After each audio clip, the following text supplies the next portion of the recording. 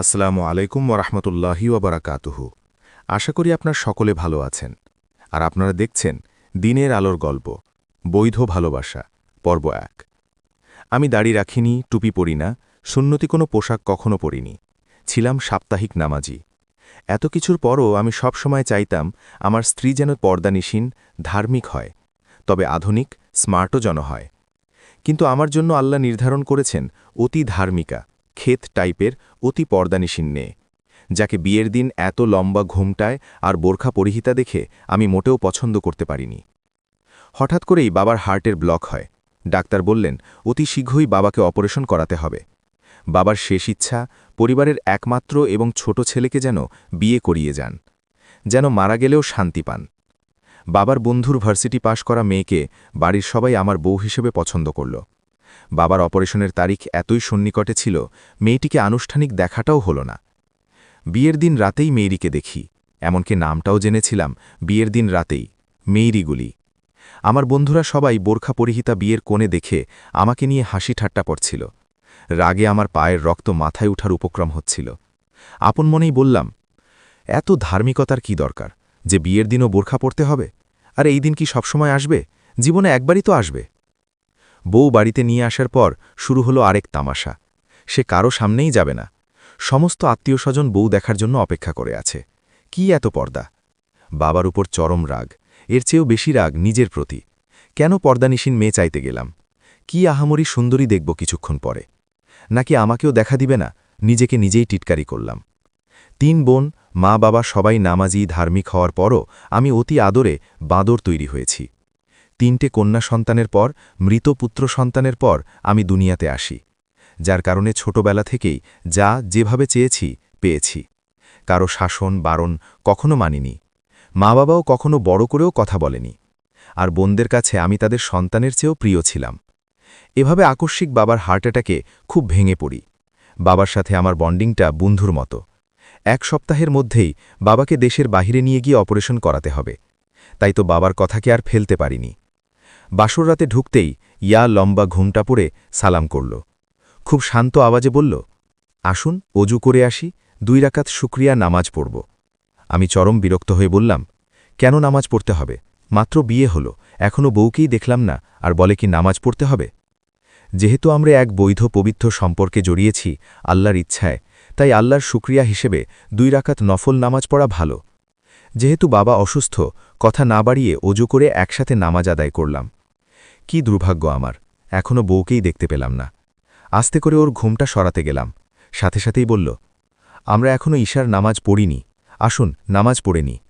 খুব বিরক্ত হয়ে নিজের মনেই বললাম, জানি না পৃথিবীর আর কোন স্বামীকে নিজের স্ত্রীকে দেখার জন্য এতক্ষণ অপেক্ষা করতে হয়েছে কিনা, আর কোন বউ বাসর রাতে বরকে নামাজ পড়তে বলেছে কিনা। লাস্ট কখন রমজান মাস ছাড়া ঈশার নামাজ পড়েছিলাম মনেই নেই। তাও পড়ে নিলাম শুধু বাবার কথা ভেবে। নামাজ পড়ে বিছানায় বসল। ঘুমটা না উঠিয়েই বলল, জানেন আমি আপনাকে দেখিনি, জানিও না আপনি কেমন। যখন থেকেই হেদায়তের অমৃত সুধা পেয়েছি, তখন থেকেই সবসময় চেয়েছি দিনদার কাউকেই যেন আল্লাহ আমার স্বামী হিসেবে দেন। যখনই আপনার সাথে বিয়ের কথা বলল, আমি কিছুটা মন খারাপ করি। বাবা আমার মনের অবস্থা বুঝে বললেন, মেরি, মারে, আহমেদ মুসা খুব ভালো ছেলে, হয়তো তোর মনের মতো নয়, কিন্তু মা, একজন মৃত্যুপথযাত্রী মানুষের শেষ ইচ্ছা রাখাটাও যে সোয়াবের। বন্ধু, মুসার বাবা যখন তোর কথা বলল, আমি না করতে পারিনি। ওর অপারেশনের পর পুনরায় আমাদের কাছে ফিরবে কিনা তার নিশ্চয়তা নেই। দিনদার না হোক, অন্তত দিনদার পরিবারের ছেলে। খারাপ হবে না মা, আল্লাহ উত্তম ফয়সালাকারী। আল্লাহর ইচ্ছার উপর বিশ্বাস রাখ। আল্লাহ যা করেন মঙ্গলের জন্যই করেন। আল্লাহর ইচ্ছা না হলে তোর এই বিয়ে কখনো হবে না। জানেন, আমি খুব খুশি হয়েই বাবাকে হ্যাঁ বলি, কেননা আল্লাহর ইচ্ছার বাহিরে কিছুই হয় না। আর সেদিন থেকেই আল্লাহকে বলেছি, হে আল্লাহ, মুসা যদি আমার এবং আমার পরিবারের দুনিয়া ও আখিরাতের জন্য মঙ্গলের হয়, তাহলেই যেন আমার সাথে তার বিয়ে হয়। আমাদের বিয়েটা হলো, আলহামদুলিল্লাহ, আমি খুব খুশি। আমার খুব রাগ হচ্ছিল মেয়েরির কথা শুনে। নিগে তো খুব খুশি, আমার খুশির কি হবে? নিজেকে কি মহারানী মনে করে? সে কালো না সাদা, অন্ধ না চোখে দেখে, চেহারা সুন্দর না অসুন্দর সেটাই দেখলাম না, আর উনি লেকচার দিয়েই যাচ্ছেন। লক্ষ্য করলাম মেয়েরি শান্ত হয়ে বসেছে, আর আমি তার ঘোমটা সরালাম। দেখেই আমার মুখ দিয়ে আওয়াজ বেরোচ্ছে। বৈধ ভালোবাসা পর্ব নং ২। বিয়ের দিন রাতেই আমার স্ত্রীকে দেখে আমি খুব অবাক হই, এতটাই অবাক হই কিছুক্ষণ কথাই বলতে পারিনি। উজ্জ্বল শ্যামলা বর্ণের হরিণীর মতো টানা টানা চোখ, অসম্ভব সুন্দর নাক। আমি আরও অবাক হই, শ্যামলা বর্ণের মধ্যেও কেউ এতটা সুন্দর হতে পারে। চেহারায় এক অদ্ভুত মায়া, যা আমাকে ওর দিকে তাকিয়ে থাকতে বাধ্য করে রেখেছিল। ওর চেহারার আলাদাভাবে প্রতিটি অঙ্গই সুন্দর, ভ্রু, চোখ, চোখের পাপড়ি, নাক, ঠোঁট, যেন অসুন্দর বলতে কিছুই নেই। এক আশ্চর্য মায়ায় আমি মোহিত হয়ে রইলাম। মেয়েটি লজ্জায় নিচের দিকে তাকিয়ে থাকল। জানি না কতক্ষণ এইভাবে ওর দিকে তাকিয়েছিলাম। মেয়েরির কথায় সম্বিত ফিরে পেলাম। বলল, মুসা, আর কতক্ষণ এভাবে দাঁড়িয়ে থাকবেন? বসুন প্লিজ, কালই বাবাকে ইন্ডিয়ার উদ্দেশ্যে রওনা দিতে হবে। আসুন আমরা তাড়াতাড়ি ঘুমিয়ে পড়ি। আরেকবার ধাক্কা খেলাম। ভুলেই গিয়েছিলাম কাল বাবার চেন্নাই যাওয়ার ফ্লাইট। দুইজনেই ঘুমিয়ে পড়লাম। ঘুম ভাঙল কারো মিষ্টি আওয়াজের কোরআন তেলাওয়াতে। ভালো করে চোখ খুলতে পারছিলাম না, যেহেতু ঘুমাতেই রাত প্রায় 1টা বেজে গিয়েছিল। হাত দিয়ে মোবাইল নিয়ে ঘড়িতে টাইম দেখে আরেকবার অবাক হলাম। রাত 1টায় ঘুমিয়ে কেউ 3:30টায় কিভাবে উঠতে পারে? টেবিল ল্যাম্পের আলোতে পড়েই যাচ্ছে। আমি মন্ত্রমুগ্ধ হয়ে শুনতে লাগলাম। কিছুক্ষণ পর দূরে মসজিদে আজানের শব্দ শুনতে পেলাম। বুঝতে পারলাম মেয়েরই আমার মাথায় পরম আদরে হাত বুলিয়ে আস্তে আস্তে বলল, প্লিজ উঠুন, মসজিদে যেতে হবে, ফজরের নামাজের সময় হয়ে এলো। আমি কিন্তু পুরো জেগে গিয়েছি, কিন্তু অলসতার কারণে উঠতে পারছি না। আমি আবার পাশ ফিরে শুয়ে পড়লাম। বলল, প্লিজ উঠুন, আজ বাবা চেন্নাই চলে যাবে। বাবা যেন আবার আমাদের কাছে সহি সালামতে ফিরে আসেন, তার জন্য দোয়া করি। বাবার কথা বলার পরও আমার মধ্যে উঠার কোনো আগ্রহই পেলাম না, কিন্তু চোখ বন্ধ অবস্থাতেই আল্লাহকে বলতে লাগলাম, বাবা যেন সুস্থ হয়ে যান। আমি এতটাই অধম বান্দা ছিলাম, তাও উঠতে পারছিলাম না, একমাত্র অলসতার কারণেই। মেয়েটি কিছুক্ষণ ডাকার পর হয়তো হতাশ হয়ে নিজের নামাজে মনোযোগ দিল। নামাজ শেষ করে রুম থেকে বাহিরে চলে গেল, হয়তো কিচেনে। সকালে নাস্তা করেই বাবা, মা, আপু, দুলাভাই বিমানবন্দরের উদ্দেশ্যে রওনা দিলেন। বাড়ি ভর্তি মেহমান, কিন্তু মেয়েটি বাবাকে এগিয়ে দেওয়ার জন্য সামনে আসেনি, বরং বাবা এই রুমে এসে মেয়েরির কাছে বিদায় নিল। আমি কিছুটা রাগ হলেও নিজেকে বুঝালাম অতিরিক্ত পর্দানিসীন হয়তো, তাই দুলাভাই বা অন্যদের সামনে আসেনি। জোহরের নামাজের টাইমেও কল করে একই প্যারা। তখন আমার কাছে এসব প্যারাই মনে হতো। প্লিজ মসজিদে গিয়ে নামাজ পড়ুন। কে শুনে কার কথা? আমি বিরক্তির শেষ সীমানায় পৌঁছে গিয়েছি। প্রতি ওয়াক্ত নামাজেই একই প্যারা। তখন ফেসবুকের এত প্রসার ছিল না, ফেসবুক আইডিও ছিল না। রাতে টিভি দেখে, খবর, টক শো দেখে ঘুমাতে দেরি হতো। মেয়েরই ফজরের আজানের সাথে সাথেই ঘুম থেকে ডাকতে শুরু করে দিত। আমার কাছে রীতিমতো আতঙ্ক মনে হতো, প্রতিদিন ফজরে ঘুম থেকে ডাকা। যখনই মেয়েরই আমার সামনে নামাজ পড়ত, লক্ষ্য করতাম মোনাজাতে কান্না করে। ভাবনায় পড়ে গেলাম, কেন কান্না করে? সে কি অন্য কাউকে ভালোবাসে? তার মনের বিরুদ্ধে বিয়ে হয়েছে? তা কি অন্য কেউ তার মনে আছে বলে? নাকি আমাকে তার পছন্দ হয়নি? না, আমি পছন্দ না হওয়ার মতো নই, আমার মতো সুপুরুষ সে পাবে না, ডিজার্ভ করে না। নিজেকে এত ধার্মিক হিসাবে দেখায়, অথচ হৃদয়ে অন্য কেউ। নাকি ধার্মিকতা, বাবার জন্য চিন্তা, এসব আমাকে দূরে রাখার জন্য? ভার্সিটি পড়ুয়া মেয়ে এতটা ধার্মিক কিভাবে হতে পারে? মনের মধ্যে ঝড় শুরু হয়ে গেল। অনেকখানি ঈর্ষান্বিত হলাম, নিজেই অবাক হলাম, আমি কেন জেলাস হচ্ছি? আমি তো ওকে ভালোবাসি না। সেদিন তাহাজ্জুদের নামাজের পরে কান্না করছিল। ওর কান্নার আওয়াজে আমার ঘুম ভেঙে যায়।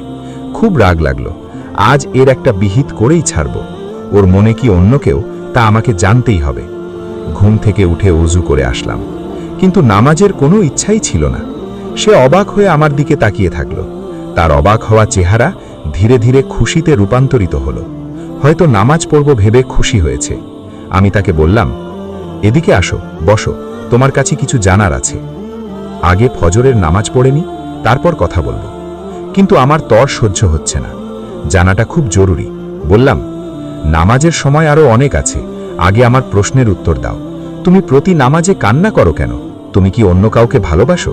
তার জন্যই কি তুমি আমাকে গ্রহণ করতে পারোনি? তাহলে আমার সাথে বিয়ে করতে রাজি হয়েছ কেন? নিজেই অবাক হয়ে গেলাম, আমি এত কঠোর কিভাবে হলাম। নিজের মনকে জোর করে বুঝালাম, এত ধার্মিক মেয়ে এমন হতে পারে না। যে পরপুরুষের সামনে যায় না সে কিভাবে প্রেম করতে পারে। নিজের অবচেতন মন এই সান্ত্বনাবাণী বিশ্বাস করতে পারছে না। মুহূর্তেই মেয়েটির উজ্জ্বল মোহনীয় নুরানি চেহারা ঘন মেঘে ছেয়ে গেল, যেন মুহূর্তেই অশ্রু নামবে। হলেও তাই, দু চোখ বেয়ে অঝরে অশ্রু গড়িয়ে পড়ছে, যেন কিছু বলতে চেয়েও বলতে পারছে না। মেয়েরি যা উত্তর দিল, আমি এতটাই আহত হয়েছি, কিছু বলার আর সাহস পাচ্ছি না। নিজের জন্য খুব করুণা হচ্ছিল। পর্ব নং ৩। চোখে অশ্রু নিয়েই মেয়েটি বলল, আমি ফজরের নামাজটা পড়ে নিই, তারপর আপনাকে বলতেছি আমার মনে আপনি ছাড়া অন্য কে আছে, আমি অন্য কাউকে ভালোবাসি কিনা। নামাজ পড়ে জায়নামাজে বসা অবস্থায় বলল, মুসা, আমি যখন থেকেই দিন পালন করতে শুরু করেছি, আল্লাহর বিধানকে পরিপূর্ণ জানতে শুরু করেছি, আমার অন্তরে কখনো অন্য কেউ স্থান পায়নি এবং এসব চিন্তা আমার মাথায়ও আসেনি। আমি এতটাই রাগান্বিত ছিলাম, ওকে কথা শেষ করতে না দিয়েই বললাম, তো কার জন্য প্রতি ওয়াক্ত নামাজে এভাবে কাঁদ? কেন কাঁদ? জানেন, আমার খুব ইচ্ছে ছিল শ্বশুরের স্নেহ পাব, শ্বশুরকে এটা সেটা আবদার করব, শ্বশুর আমাকে মা বলে ডাকবে, বলবে আমার ৩ মেয়ে নয় 4টা মেয়ে, আর তুই সবচেয়ে আদরের মেয়ে। মাঝে মাঝে আমার শ্বশুর আমাকে বলবে, মা তোর চা বানানোটা খুব ভালো হয়, আমাকে 1 কাপ চা করে দিস, আমি শুধু তোর হাতের চাই খাবো। আমি প্রচণ্ড রাগ হলেও খুবই দৃঢ় আর শান্ত কণ্ঠে বললাম, আমি তোমার কাছে যা জিজ্ঞেস করেছে তার উত্তর দাও, এত কথা ঘুরাইও না। আমার প্রশ্নের সাথে বাবার কোনো সম্পর্ক নেই, আর তাছাড়া বাড়িতে 2টা কাজের মানুষ আছে, কিচেনের কাজ করার জন্য ময়নার মা আছে, শ্বশুর সোহাগী দেখাতে হবে না। বাড়িতে কাজ করার আরও অনেকেই থাকলেও আমি চেয়েছি আমার শ্বশুর শাশুড়ি স্বামী আমার হাতের স্পেশাল কিছু খুব পছন্দ করুক। মুসা, আপনার বোধহয় মাথায় নেই, বাবা অসুস্থ, বাবার বিশাল বড় একটা অপারেশন হবে, বাবা আমাদের মাঝে আর ফিরবে তার নিশ্চয়তা মাত্র 5%, আর যদি না ফেরেন আমার শ্বশুরকে নিয়ে এতগুলো আশা কিছুই পূরণ হবে না। আমি প্রতি ওয়াক্ত নামাজে যখনই বাবার জন্য দোয়া করি এই সব স্বপ্নের কথা মনে পড়ে যায়, প্রচণ্ড কষ্টে দম দন্ধ হয়ে আসতে চায়। কি করব বলুন? আমি যে কান্না আটকে রাখতে পারি না। মেয়েরির এই উত্তরের পর আমি কি উত্তর দিব? আমার বলার মতো আর কিছু আছে কি? আমার বলার মতো আর কিছু আছে কি? নিজেকে এতটাই ছোট মনে হচ্ছিল, ওর চোখের দিকে তাকাতে পারছিলাম না। আর চোখে তাকালাম, মেয়েটার 2 চোখ দিয়ে অঝরে অশ্রু ঝরে পড়ছিল। আমি নিজেকে আর শান্ত রাখতে পারিনি। খাট থেকে উঠে গিয়ে ওকে জড়িয়ে ধরে বললাম, মেরি প্লিজ আমাকে ক্ষমা করে দাও, আমি নিজের স্বার্থে এতটাই অন্ধ হয়ে গিয়েছিলাম, তোমার নিষ্পাপ চোখের ভাষা বুঝতে পারিনি। বাবার অপারেশন সুস্থতার জন্য নিজে 1 ওয়াক্ত নামাজও পড়িনি, উল্টো তোমাকেই ভুল বুঝলাম। ওকে জায়নামাজ থেকে উঠিয়ে খাটে বসালাম। মেয়েরির অশ্রুসিক্ত চেহারাটায় এক নুরানি আভা খেলে যাচ্ছিল, যা আমাকে দারুণভাবে বশ করে ফেলছিল। ওর দিকে তাকিয়ে ভাবলাম, মানুষ এতটা সুন্দর কিভাবে হয়, তাও একজন শ্যাম বর্ণের মানুষ। মনে হলো ওকে আল্লাহ একমাত্র আমার জন্যই সৃষ্টি করেছেন। তখনও ভাবতেছিলাম, ইস যদি আরেকটি স্মার্ট আধুনিক হতো, একটু স্টাইলিশ হিজাব বোরখা পরতো, আমি বন্ধুদের একটু দেখাতে পারতাম, বলতে পারতাম, দেখ আমার বউ কত সুন্দরী। যাক, একদিন চেষ্টা করে দেখব, বাবা সুস্থ হয়ে ফিরলে বন্ধুদের দাওয়াত করব, ওকে খাবার সার্ভ করতে বলবো, তারপর সবাই দেখবে আমার শ্যামা সুন্দরীকে। বিয়ের পর থেকেই পুরো বাড়িতে আমি আর মেয়েরি একাই থাকি। মাঝে মাঝে ছোট আপু এসে দেখে যায়, মেয়েরিকে সব বুঝিয়ে দিয়ে যায়। আমি বিদ্যুতের বেগে মেয়েরির প্রেমে পড়ে যাচ্ছিলাম। ওর প্রতি আমি এতটাই মোহিত হতাম, কখনো 10-15 মিনিট শুধু ওর দিকেই চেয়ে থাকতাম। মেয়েরি প্রতিদিন ইসলামের বিভিন্ন বিধানের ওপর কোরআন হাদিসের অংশ পড়ে শোনাতো। আমি ওর বলার স্টাইলের দিকে ওর দিকেই মনোযোগী হতাম। ও অভিমান করত, আবার মান ভাঙাতাম, মাঝে মাঝে রাগ করত, বলতো, মুসা কেন আপনি আমার পড়ার দিকে মনোযোগ না দিয়ে আমার দিকে দেন? কেন এভাবে চেয়ে থাকেন? হারে বুঝো না কেন, তোমার দিকে চেয়ে থাকাও সওয়াবের, বলেছিল একদিন। তাই বলে এভাবে চেয়ে থাকতে বলিনি। আমি লজ্জা পাইতো, আমি হাসতাম আর ভাবতাম, তুমি জানো না তুমি কি, আমি তোমাকে কিভাবে বুঝাবো? আমি নিজেই বুঝতে পারি না আমি তোমার দিকে কতক্ষণ চেয়ে আছি, কেন চেয়ে থাকি। উফ, আমি তোমার লাজরাঙা মোহনীয় চেহারা দেখতে অনেক বেশি ভালোবাসি যে। এই অদ্ভুত আবেশে তুমি আমাকে নিজের দিকে টানো। তোমার অভিমানী চেহারার মাধুর্য দেখে আমি জনম জনম কাটিয়ে দিতে পারবো। মাঝে মাঝে মেয়েরির কোরআনের আয়াত হাদিস এবং কোরআনে বর্ণিত বিভিন্ন কাহিনী নিজের অজান্তেই মনোযোগী হয়ে যেতাম, ভালো লাগতো শুনতে। মেয়েরি আমাকে প্রিয় নবী সাল্লাল্লাহু আলাইহি ওয়াসাল্লাম আর সাহাবীদের অনাডম্বর জীবন কাহিনী শোনাতো। আমি অবাক হয়ে ভাবতাম কিভাবে কোনো দেশের রাষ্ট্রপ্রধান ইসলামের খলিফাদের জীবন এত সাধারণ হতে পারে। আগে মা বাবার কাছে এসব শুনলেও এক কান ঢুকিয়েছি, অন্য কান দিয়ে বের করে দিয়েছি। এসব আমাকে কখনোই টানতে পারেনি, কিন্তু মেয়েরির প্রতিটি কথা আমাকে ওর প্রতি মনোযোগী হতে বাধ্য করত। বাবার অপারেশন সাকসেসফুল হলেও বাবা ঠিক সুস্থ হয়ে উঠছিলেন না। প্রায় প্রতিদিন অবস্থার অবনতি, 2 দিন সুস্থ তো 4 দিন অসুস্থ। প্রায় 1.5 মাস পর আমরা আশা করে আছি এই সপ্তাহের মধ্যেই যে কোনো দিন বাবা ফিরবে। হঠাৎ মা কল দিয়ে বললেন, তুই আর বৌমা 1 সপ্তাহের মধ্যেই দার্জিলিং চলে আয়। আমরা দার্জিলিংয়ে আছি। খুব ভয় পেয়ে গেলাম, বাবার কিছু হলো না তো? কিন্তু মাকে বারবার জিজ্ঞাসা করার পরও স্পষ্ট কিছুই বলেনি। শুধু এইটুকু বললেন, তোর বাবা ভালো আছেন, চিন্তা করিস না, তুই বৌমাকে নিয়ে দ্রুত চলে আয়। খুব অপরাধ বোধে দগ্ধ হচ্ছিলাম। কেন বাবার জন্য হলেও মেয়েরির কথা শুনে নামাজ পড়িনি? আমি এত অধম কিভাবে হলাম? শুধু মনে হচ্ছিল আল্লাহ আমার নামাজ না পড়ার শাস্তি বাবাকে দিচ্ছেন না তো? কেন মেয়েরি এতবার এতভাবে বলার পরও আমি নামাজ পড়ি না? মেয়েরি প্রতি ওয়াক্ত নামাজে আমাকে নামাজের স্মরণ করিয়ে দেওয়ার পরও আমি নামাজে যেতে পারি না। শুধু বাবার বিজনেস আর বউ নিয়ে থাকি। কেন একবারও আল্লাহর কথা ভাবি না? সেদিন এশার সালাত পড়লাম। মুনাজাতে আমার কান্না দেখে মেয়েরি আমাকে জড়িয়ে ধরে বারবার সান্ত্বনা দিয়ে যাচ্ছিল। বলল, বাবার কিছুই হবে না, আল্লাহর উপর ভরসা রাখ। পর্ব নং 4। দার্জিলিং পৌঁছে দুলাভাইয়ের দেওয়া নির্দিষ্ট ঠিকানার হোটেলে গিয়ে পৌঁছালাম। একসময় অবশ্য স্বপ্ন দেখেছিলাম বিয়ে করেই বউকে নিয়ে দার্জিলিং হানিমুনে যাব। ভেতরে যতই দুশ্চিন্তা থাকুক, দার্জিলিংয়ের প্রাকৃতিক সৌন্দর্য আমাকে প্রতিনিয়ত মুগ্ধ করছিল। নতুন বউকে নিয়ে এই আনন্দ আরও অনেকখানি রোমাঞ্চকর হতো যদি বাবা সুস্থ হতেন। হোটেলে এসেই লক্ষ্য করলাম বাবা, মা, আপু, দুলাভাই সবাই সমানে মুচকি হাসছিল। আমার সেদিকে নজর নেই। আমি দৌড়ে গিয়ে বাবাকে জড়িয়ে ধরে কান্না শুরু করে দিলাম। বাবা পরম স্নেহে আমাকে জড়িয়ে ধরে বললেন, এই দেখ আমার ছোটকু, আমি পরিপূর্ণ সুস্থ, আলহামদুলিল্লাহ। তোরা ভালো আছিস তো? আমি অতিমাত্রায় আশ্চর্যান্বিত ও কপট রাগ হয়ে বললাম, তবে আমাদের এখানে আসতে বললে কেন? জানো বাবা, নিজের প্রাণ হাতে নিয়ে ছুটে এসেছি। আরে ছোটকু, তোর দুলাভাই কথায় কথায় বলল তোর নাকি দার্জিলিং আসার খুব শখ ছিল। আমরাও চেন্নাইতে আসছি, তাই এখন তোরা সহ ফ্যামিলি ট্যুর হয়ে যাবে। আমরা 2-1 দিন পর চলে যাব, তোরা কিছুদিন থাকবি। বাবা, তুমি আমাকে বউয়ের সামনেও ছোটকু ডাকবা? আমার প্রেস্টিজের 12টা বাজায় দিচ্ছ কিন্তু। বাবা শব্দ করে হেসে বললেন, আরে মেয়েরই তো আমার মেয়ে। বাবার কথা শুনে ভেতরে ভেতরে পুলকিত হচ্ছিলাম।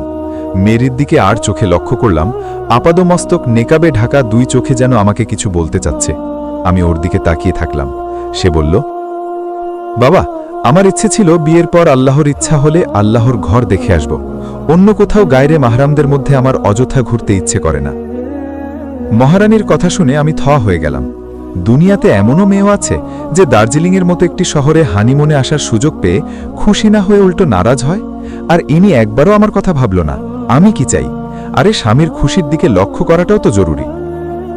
মনে মনে খুব অভিমান হলো। সে তো আমার বৈধ ভালোবাসা, তাকে একান্তে এই রকম রোমান্টিক জায়গায় পাওয়ার আশা করতেই পারি। কিন্তু তিনি তো এসব ভাববেন না, তার এসব ভাববার সময় কোথায়? ভাবলাম, বাবা কি রাজি হবেন এখানের বেড়ানো রেখে আবার সৌদি আরব? রাজি হতেও পারেন, তিনি তো আবার বন্ধুর মেয়ে, আদরের একমাত্র পুত্রবধূর কথা না রেখে পারবেন না। আমার ভাবনা শেষ হওয়ার আগেই মা খানিকটা রেগে গিয়ে বললেন, বউ শুনো, তোমার শ্বশুর অনেক বড় একটা ফাঁড়া থেকে মুক্ত হয়েছেন। শ্বশুর যেটা বলে সেটা শুনো, নতুন বউয়ের এত কথা মানায় না। তাছাড়া আজ পর্যন্ত তোমার শ্বশুরের কথার উপর কেউ কথা বলেনি, বড়দের কথার মান রাখতে হয়। বউ ঘোমরা মুখ করে আছে দেখে মাকে বললাম, মা শান্ত হও, আসছি যখন এখানে ঘুরে বেরিয়েই যাব। সেটা তোর বউকে বল, আমাকে নয়। আমি তো আচ্ছা বিপদে পড়ে গেলাম। আরে বউ আমি আনছি নাকি, তোমরা এনেছো, তাও আমি রাজি ছিলাম। মনে মনেই গিজগিজ করলাম। একটা বিষয় বুঝতে পারলাম, মাও অনেকটা সেই ক্রিটিক্যাল শাশুড়িদের মতো। হায় আল্লাহ, আমি এখন কি করব? আমাকে এখন রেফারির কাজ করতে হবে। নিজের কক্ষে গিয়ে মেরিকে বললাম, তুমি তো আমাকে খুব ভালোবাসো, অন্তত আমার খুশির জন্য বাবা যে কয়দিনের হোটেলের বুকিং দিয়েছেন, এই কয়দিনই না হয় এখানে থাকি। আপনি জানেন আমার কথা আপনি কখনো ফেলব না। আপনার খুশির জন্য সব হালাল কাজ করব। তবে দয়া করে প্লিজ আমার একটা কথা রাখবেন। আমি তো খুব খুশি, এই ধার্মিকা মেয়ে কিনা আমার সাথে হানিমুনের জন্য হোটেলে থাকতে রাজি হলো। এর বিনিময়ে যা বলে তাই শুনব, শুধু শুনব, কিন্তু করাটা আরো পরের বিষয়। নিজের মনেই হেসে দিলাম। বললাম, হুকুম করেন মহারানী, আপনি যেটা বলবেন এই অধম তা শোনার জন্য প্রস্তুত। মুসা, শুধু আজকের ফজরের নামাজটা পড়বেন? যদি 4 রাকাত ইচ্ছে না হয় অন্তত 2 রাকাত ফরজ পড়বেন প্লিজ। আমি লম্বা এক দীর্ঘশ্বাস নিয়ে ভাবলাম, জীবনে প্রথম হানিমুনে কেউ স্বামীর কাছে নামাজ পড়ার আকুতি জানাচ্ছে, তাও শুধু 1 ওয়াক্ত, তাও শুধুই ফরজ। জানি না দুনিয়াতে এমন ঘটনা আর দ্বিতীয়টি হয়েছে কিনা। মনে বিরক্ত হলেও মায়ের খুশির কথা ভেবে বললাম, অবশ্যই পড়ব, তবে মসজিদে নয় প্লিজ, বাসায়, শুধু 2 রাকাত ফরজ, আর একটাও নয় কিন্তু, বলে দিলাম। খুব খুশি হয়ে আমাকে জড়িয়ে ধরে বলল, চলবে চলবে, তবে প্লিজ নামাজে একটা দোয়া করবেন। এই প্রথম মেরি আমাকে নিজ ইচ্ছায় জড়িয়ে ধরল। খুব রোমাঞ্চিত হলাম, মনে হলো হানিমুন সার্থক। আমি তো মহা খুশিতেই বললাম, একটা কেন 10টা দোয়া করব। আমি মনে মনে খুবই পুলকিত, হয়তো আমার খুশির জন্য কিছু একটা চাইতে বলবে আর কি। বৈধ ভালোবাসা পূর্ব নং 5। নিজে স্মার্ট, আধুনিক হয়েও ইচ্ছায় বা অনিচ্ছায় এক অতি ধার্মিকা মেয়েকে ভালোবেসেছি, এটাই বা কম কিসে। কিন্তু তার শাস্তি হিসেবে এমন অদ্ভুত দোয়া চাইতে কেউ বলে। আমার জানা ছিল না এমন দোয়াও কেউ এত আকুতি নিয়ে করতে বলবে। আমি পুরোটাই থ হয়ে গেলাম। ওর কথা শুনে তখন আমার মনে হচ্ছে হানিমুনের বিনিময়ে এত কঠোর শাস্তি না দিলেও পারতে। যত উৎসাহ নিয়ে মেয়েরিকে বলেছিলাম একটা কেন 10টা করব দোয়া, ওর কথা শুনে তার দ্বিগুণ উৎসাহে দমে গেলাম। মেয়েরি বলল, মুসা, শুধু এইটুকু বলো, আল্লাহ আমাকে জুহরের নামাজও পড়ার তৌফিক দান কর, অন্তত 4 রাকাত ফরজ হলেও। পড়তে পারো আর না পারো, পড়ার ইচ্ছা নিয়ে একনিষ্ঠ হয়ে দোয়া করতে হবে। খুব নিরস কণ্ঠে জবাব দিলাম, আচ্ছা বলবো, কিন্তু আগে ফজরের নামাজটা পড়তে পারি কিনা দেখি অন্তত। ফজরের আজানের সাথে সাথেই আমার ঘুমের 14টা বাজিয়ে ডাকতে শুরু করলো। শুয়া থেকে না উঠার অনেক চেষ্টা করলাম, এমন ভাব ধরলাম যেন গভীর ঘুমে আচ্ছন্ন। কিন্তু না, এই মহারানীর জ্বালায় শেষ রক্ষা হলো না। মুখে পানি ছিটিয়ে তুলে দিল। শুধু 2 রাকাত এমনি পড়ে ফেলে আবার ঘুমিয়ে পড়ব, নো প্রবলেম। ফ্রেশ হয়ে অজু করে আমি একটু সামনে, মেয়েরি আমার একটু পিছনে দাঁড়িয়ে নামাজ আদায় করলাম। মোনাজাতে মেয়েরি আবার স্মরণ করিয়ে দিল দোয়ার কথা। দোয়া করেই কিছুটা তিরস্কার করে ভাবতে লাগলাম, দোয়া করলেই যদি কবুল হয়ে যেত আরও অনেক আগেই নামাজি হতাম। ছোটবেলা থেকেই তো মা বাবা দোয়া করে আসছে, কিন্তু কই, আমি সেই বাদরই রয়ে গেলাম। এতটুকু পরিবর্তন হয়নি। আর এত সহজেই যদি দোয়া কবুল হতো, দুনিয়াতে আর কোনো খারাপ মানুষ থাকতো না। জোহরের টাইমে আমি কিছু শপিং করার জন্য মার্কেটে ছিলাম। মেয়েরি হোটেলেই বাবা মায়ের সাথে ছিল। এখানে বাংলাদেশের মতো এত মসজিদ নেই, যেখানে সেখানে আজান শোনা যায় না। তাই নামাজের ওয়াক্ত হলেও যারা নিয়মিত নামাজি তারা ছাড়া অন্যদের তেমন নামাজের খেয়াল থাকে না। তারপরেও হয়তো দূরে কোথাও মসজিদে আজান হচ্ছে, খুব ক্ষীণ কণ্ঠে শুনতে পেলাম। সাথে সাথেই এক আশ্চর্য রকমভাবে আমার দোয়ার কথা, জোহরের নামাজ আদায়ের কথা মনে এসে গেল। আমি আশ্চর্য হয়ে ভাবতে লাগলাম, বাংলাদেশে নামাজের ওয়াক্ত হওয়ার সাথে সাথে 4 দিক দিয়ে অসংখ্য আজান ভেসে আসার পরও কখনো নামাজের কথা মনে আসেনি। এইখানে দূরের অস্পষ্ট আজান শুনেই নামাজ পড়ার কথা ভাবতে লাগলাম।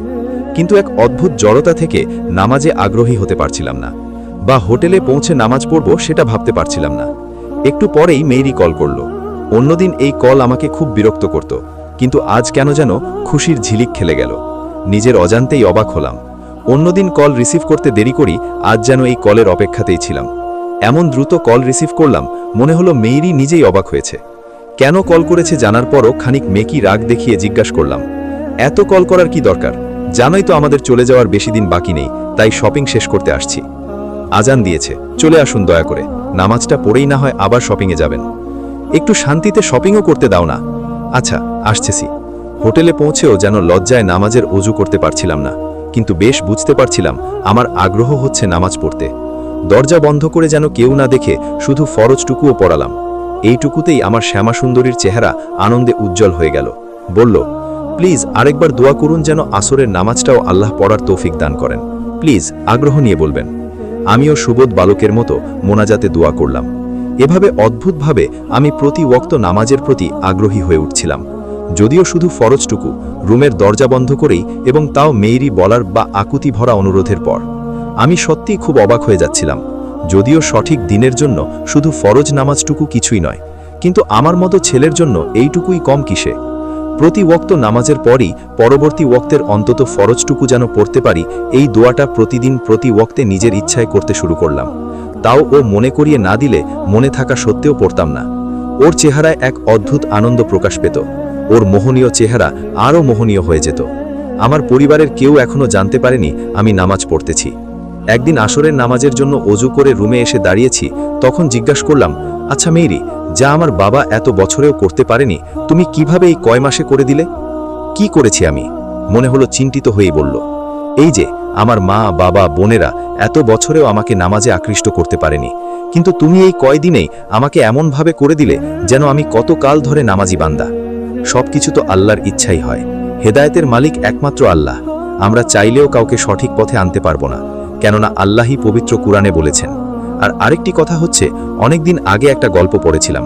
গল্পটি এমন, বাবা মা হাজার চেষ্টা করেও নামাজি ছেলে বানাতে পারেনি, কিন্তু ছেলেকে বিয়ে করানোর পর ছেলের বউয়ের উসিলায় ছেলেটা নামাজি হয়। আপনার মতোই এই প্রশ্নটা ওই বউকে শাশুড়ি মা করেছিলেন। বৌমা উত্তর দিয়েছিল, মা, একটা বড় পাথর ভাঙার জন্য একজন লোক অনেক দিন ধরে চেষ্টা করেও ভাঙতে পারেনি। যখন সে ব্যর্থ হলো, অন্য কাউকে এই দায়িত্ব দিল। অন্য কেউ কয়েকবার পাথরকে আঘাত করেই পাথর ভেঙে ফেলল। প্রথম লোকটি অবাক হয়ে জিজ্ঞাসা করল, যা আমি এতদিনে এত আঘাতের পরও পারিনি, তুমি কিভাবে এই কয়েকটা আঘাতে ভেঙে ফেললে? দ্বিতীয় লোকটি বলল, আরে তুমি তো আঘাতের পর আঘাত করে এর ভেতরটা ভঙ্গুর করে ফেলেছ, নরম করে ফেলেছ, তাই তো আমি কয়েক আঘাতে ভাঙতে পেরেছি। ঠিক তেমনি আপনার ছেলেকেও আপনি এত বছর নামাজের কথা বলতে বলতে ওনার ভেতর নামাজের প্রতি ভালোবাসা সৃষ্টি হয়েছে। আপনার এত বছরের সাধনার ফল আমি অল্প পরিশ্রমেই পেয়ে গেছি। বৈধ ভালোবাসা শেষ পর্ব। এশার মালাজ পরে মাত্র উঠলাম, হঠাৎ করে মা শব্দ করে দরজা নক করতে লাগলেন। আমি মাথায় টুপি রেখেই জায়নামাজ ভাঁজ করতে করতে দরজা খুলতে গেলাম। হঠাৎ করে মা আমাকে দেখে অবাক হয়ে তাকিয়ে থাকলেন। বললেন, কিরে, তুই জায়নামাজ হাতে নিয়ে কি করছিস? মা, বাবা, পরিবারের কেউই এখনো জানতে পারেনি আমি শুধু ফরজটুকু হলেও নামাজ পড়তে শুরু করেছি। মায়ের এমন প্রশ্নে বেশ লজ্জা পেলাম, তাও সাহস করে বললাম, এশার নামাজ পড়েছি মা। মা তার দুই চোখ কপালে তুলে অবাক নয়নে তাকিয়ে থাকলেন। বেশ বুঝতে পারছি মায়ের চোখ চিকচিক করছে, আবেগে খুশিতে কান্না চলে আসলো। কবে থেকে শুরু করেছিস? দার্জিলিং আসার পর থেকে। মাকে সব খুলে বললাম। মা অত্যাধিক খুশিতে আমাকে জড়িয়ে ধরে বললেন, আজ বৌমা আসুক, তোরা বাড়িতে পৌঁছেই ইনশাল্লাহ তোদের উমরা করতে যাওয়ার ব্যবস্থা করতে বলবো। পরবর্তী বছর ইনশাল্লাহ সবাই মিলে হজ করতে যাব। কিন্তু যেটা বলতে আসছিলাম সেটাই তো ভুলে গেলাম। তোকে দেখে খুশিতে দুশ্চিন্তা ভুলে গিয়েছি। অনেকক্ষণ ধরে তোর আপুকে কল দিচ্ছি, মোবাইল বন্ধ আসতেছে। এই বিদেশে বৌমাকে নিয়ে কোনো বিপদ হলো না তো? এখনো কেন আসতেছে না? তোকে কিছু বলেছে? কোথায় গেছে? না মা, আমিও এতক্ষণ ওদের নিয়ে চিন্তিত ছিলাম। আপুকে কল দিচ্ছিলাম, কিন্তু আপু কল রিসিভ করেনি। মা দুষ্টুমি করে বললেন, তুই চিন্তিত ছিলি আমার বৌমার জন্য? তোর এত ধার্মিক মেয়ে ভালো লাগেনি? তুই তো চেয়েছিলি আধুনিক স্মার্ট বউ। মা, মেয়েরই এমন মেয়ে যাকে ভালো না বেশে পারাই যায় না। দেখো, তোমার অধম ছেলেকে পরিবর্তন করে দিয়েছে, নিজে এইটুকু ক্রেডিটও নিল না, বলল সব তোমরাই করেছ। বলে মাকে মেয়েরির সেদিনের কথা সব খুলে বললাম। আমাদের কথার মাঝখানেই দরজা নক হলো। দরজা খুলে দেখি আপুরা চলে এসেছে। আপুকে খুব চিন্তিত মনে হচ্ছে। মেয়েরি বোরখা কাপড় খুলে বসল, কিন্তু মেয়েরির চেহারায়ও মেঘ জমেছে। কিছুক্ষণ পরে চোখ দিয়ে ইয়া বড় বড় অশ্রু কণা গড়িয়ে পড়তে লাগলো। ওকে এই অবস্থায় দেখে আমার ভেতরটা একেবারে শুকিয়ে যাচ্ছে। কি হয়েছে না বলেই দুইজনই চুপ করে আছে। জিজ্ঞাসা করলাম, কি হয়েছে আপু? চুপ করে থেকো না, মেয়েরি কান্না করছে কেন? বল কি হয়েছে? হঠাৎ মা বলেই উচ্চ শব্দে বলে উঠল, মা, তোমার গাদাটাকে ঠিক করার মানুষ আসতেছে। তোমার এই গাদা ছেলেটা বাবা হতে চলেছে, আর আমি ফুফু। মা খুশিতে কেঁদেই দিলেন। গিয়ে মেয়েরিকে জড়িয়ে ধরলেন, বললেন, মারে, তুই আমার পরিবারে খুশির বন্যা নিয়ে এসেছিস। আমার ছেলেটাকে এতদিন আমি নামাজ পড়াতে পারিনি, তুই পেরেছিস। আমি আল্লাহর পরে তোর প্রতি কৃতজ্ঞ। মা আপুকে বললেন, চল তোর বাবা আর জামাইকে খবরটা দিয়ে আসি, কালই আমরা দেশে চলে যাব। আরেকটা খুশির খবর আছে, জানিস মা, আমার মুসা নামাজ পড়তে শুরু করেছে। জানি না আল্লাহ আমার কোন ভালো কাজের পুরস্কার হিসেবে এত বড় খুশি সংবাদ দিয়েছেন। বলে দুইজনই চলে গেল। আমি আমার সন্তানের মা প্রিয়তমা বউয়ের দিকে এক দৃষ্টিতে তাকিয়েই থাকলাম। সে লজ্জায় লাল হয়ে নিচের দিকে তাকিয়ে থাকল। জড়িয়ে ধরে বললাম, মেরি, আমি গুনাহগার এক বান্দা। জানি না আমার কোন ভালো কাজের বিনিময়ে আল্লাহ আমাকে তোমার মতো জীবন সঙ্গিনী দিয়েছেন। আল্লাহর কাছে কৃতজ্ঞতা প্রকাশের ভাষা আমার জানা নেই। আজ আমি মায়ের চোখে যে খুশি, যে তৃপ্তি দেখেছি, তা শুধুমাত্র আল্লাহর ইচ্ছায় তোমার কারণেই দেখেছি। আজ তুমি যা চাও তাই পাবে। আহ, মেয়েটি লজ্জায় জড়সড় হয়ে আছে। খুব লাজক কণ্ঠে বলল, আমি চাই আমাদের সন্তান যেন তার বাবা মাকে আদর্শ হিসেবেই সামনে এগোতে পারে।